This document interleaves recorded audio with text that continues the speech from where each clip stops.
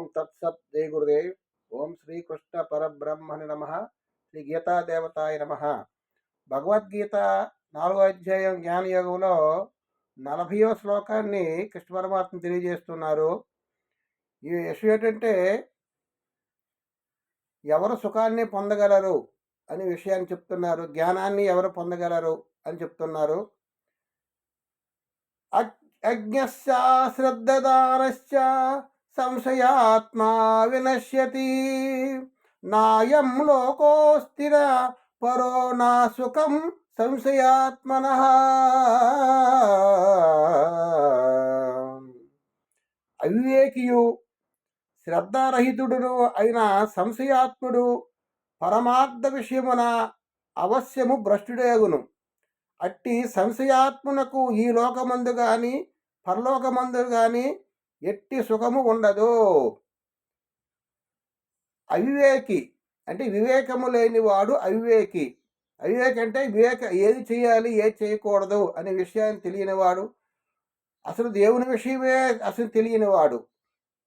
దేవుడు ఎలాగుంటాడు, ఆత్మ ఏమిటి, పరమాత్మ ఏమిటి, ఇంద్రియాలు ఏమిటి, మనసు ఏమిటి, కర్మ ఏమిటి, ఈ విషయాలన్నీ కూడా అవివేకి తెలియదు. అవివేకిను తర్వాత శ్రద్ధారహితుడు, శ్రద్ధ లేనివాడు, బొత్తిగా శ్రద్ధ లేని వాడికి ఆత్మజ్ఞానము కలుగదు అని చెప్తున్నారు. అయినా సంశయాత్ముడు, సంశయాలు ఉన్నాయి, సంశయం కూడా ఉండకూడదు. దేవుడు ఉన్నాడా లేదా, ఆత్మ ఏమిటి, పరమాత్మ ఏమిటి, ఉన్నారా లేదా, మనం సాధన చేస్తే భగవంతుడు మనకి కనిపిస్తాడా కనిపించడా, మనలో ఉన్నటువంటి అజ్ఞానాన్ని పోగొట్టదా అనే విషయాలు సంశయాలు. అవివేకియు శ్రద్ధారహితుడైన సంశయాత్ముడు పరమార్థ విషయమున అవశ్యము భ్రష్టుడే అగును. ఆ విధంగా ఆయన భ్రష్టుడవుతాడు. ఎవరు? అవివేకి, శ్రద్ధారహితుడు, సంశయాత్ముడు, సంశయం ఉన్నవాడు. భగవంతుడి యందు భక్తి కలిగి ఉండి భగవంతుడిని నమ్మి ఎప్పుడైతే విశ్వాసం కలిగి ఉంటుందో అటువంటి వాడికి మాత్రమే అవశ్యము, అటువంటి వాడికి జ్ఞానం కలుగుతుంది. కానీ అవివేకికి, శ్రద్ధారహితుడికి, సంశయాత్ముడికి మాత్రము ఆత్మజ్ఞానం కలుగదు, వాడు భ్రష్టుడవుతాడు అని చెప్తున్నారు. అట్టి సంశయాత్మనకు ఈ లోకముందు కానీ పరలోకముందు కానీ ఎట్టి సుఖము ఉండదు. అటువంటి వాడికి, సంశయాత్ముడికి, శ్రద్ధారహితుడికి, సాధన చేయవాడికి ఎప్పుడు కూడా ఈ లోకముందు కానీ పరలోకముందు కానీ వారికి సుఖము ఉండదు అని చెప్తున్నారు.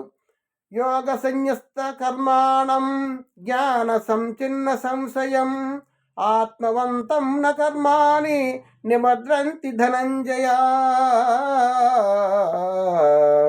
ఓ ధనంజయ, ఓ అర్జున, విధిపూర్వకముగా కర్మలను ఆచరించుచు కర్మఫలములను అన్నింటినీ భగవదర్పణము చేయుచు వివేకము ద్వారా సంశయములన్నింటినీ తొలగించుకొనుచు అంతఃకరణమును వశమునందుంచుకున్న వారిని కర్మలు బంధింపజాలవో అని పరమాత్మ చెప్తున్నారు. విధిపూర్వకంగా కర్మలు ఆచరించుచు, విధిపూర్వకం అంటే మనకి నిత్య జీవితంలో ఏ కర్మ అయితే మనకి ఉందో ఆ కర్మ, అంటే వ్యవసాయం కానీ ఉద్యోగం కానీ వ్యాపారం కానీ ఏదైనా సరే విధి కర్మ చేయాలి. మనం ఏ కర్మ చేస్తున్నామో ఆ కర్మ విధిపూర్వకంగా చేయాలన్నమాట. ఆ కర్మ చేస్తూ ఆచరిస్తూ ఎవరైతే భక్తి విశ్వాసంతో భగవంతుడు నిరంతరం కూడా స్మరిస్తూ ఉంటారో అటువంటి వారికి ఏంటంటే కర్మఫలములు అన్నింటినీ భగవదర్పణం చేయొచ్చు. మనం చేసిన కర్మకి భగవదర్పణం చేయాలి.